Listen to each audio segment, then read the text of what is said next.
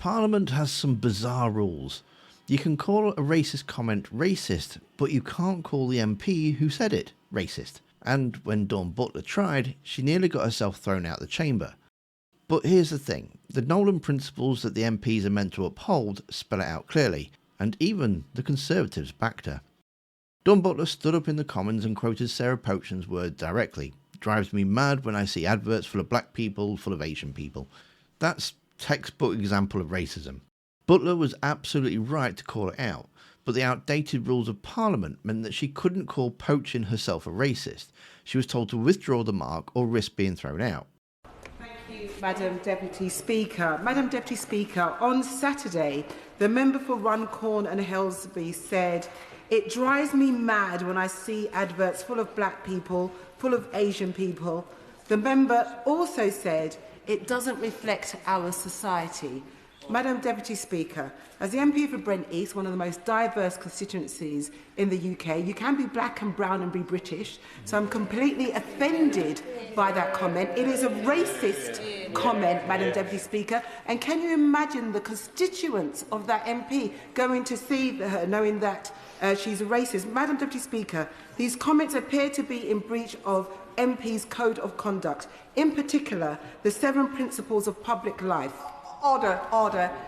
Can the honourable lady please reflect on her language and withdraw the remark about another honourable member in this place? Madam Deputy Speaker, that comment is absolutely a racist comment. And if we cannot call that comment out in this House, that is in breach of the Nolan Principles for MPs. And I want to know, Madam Deputy Speaker, if you can help me in ensuring that... Order, order. For clarity's sake, it's the calling of a member of this House a racist. Madam Deputy Speaker, to say that, let me just quote again what the member for Runcorn and Helsby said.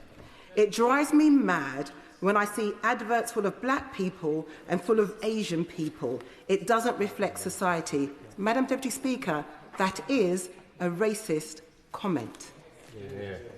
And it is against the Nolan Principles. And how can we ensure that members of Parliament abide by the Nolan Principles? It's not the comment that the honourable member is referring to. It's the fact that that she called the member a racist that is the issue. If you can please reflect on your remarks of calling a member of this House a racist and stick to the comments being a racist. It may be that she considers that that is dancing on the pin of her head, but it's important that we all act with respect and set an example to the country. Given me déjà vu, I appreciate that in this House that we are not supposed to be disrespectful and call members of Parliament, MPs, what they actually are. Ultimately, the comment is a racist comment. It's quite strange that I'm unable to call out the member for being a racist, having made a racist comment. Order, order. Please, it's time and time again. Can you please consider withdrawing the comment about a member of this House being a racist? I don't want to be thrown out of Parliament again. So I will withdraw the fact that I am referring to the Member of Parliament as a racist because of her racist comments.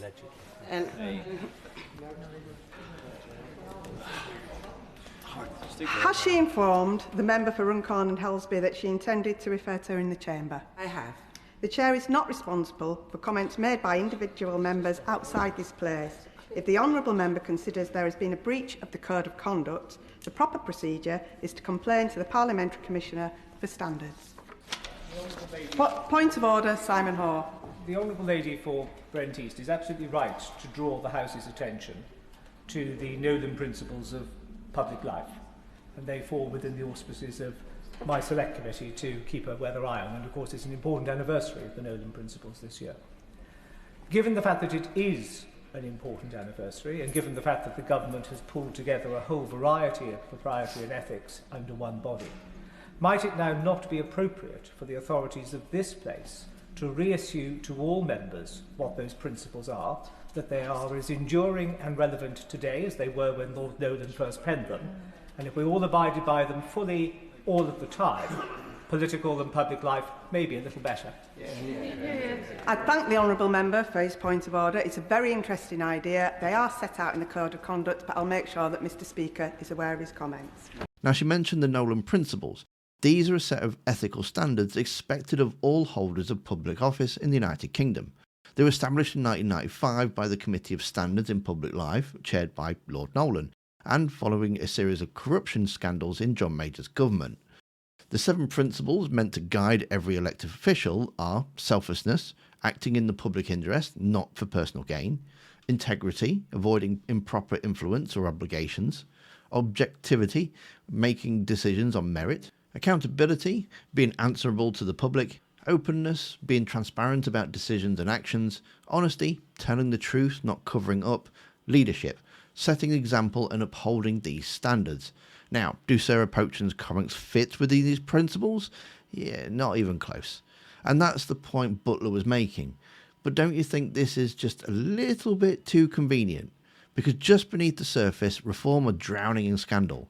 Their former Welsh leader, Nathan Gill, pled guilty to 8 counts of bribery tied to pro-Russian influence. That's huge. On top of that, questions are swirling about who bankrolled Nigel Farage's Clacton house. And yet, we're all talking about Pochin's racist advert rant, me included. So, is this a deliberate setup? Did Reform pick this fight, leaning into a culture war outrage because it shifts the narrative? Instead of answering questions on Russian money and dodgy property deals, they get the press to cover free speech, cancel culture, and now racism rows. And if that's the play, well, it's working. Even Butler's powerful stand, as necessary it was, risked becoming a smokescreen. And the real story, the one about Russian money, that's just slipping through the cracks. And if you want to see why I think this might be a setup from the start, the answer is in Nigel Farage's pathetic attempt to excuse it all, which you can see in the video that's on screen now. Thanks for watching, don't forget to hit that like button, and I'll see you next time.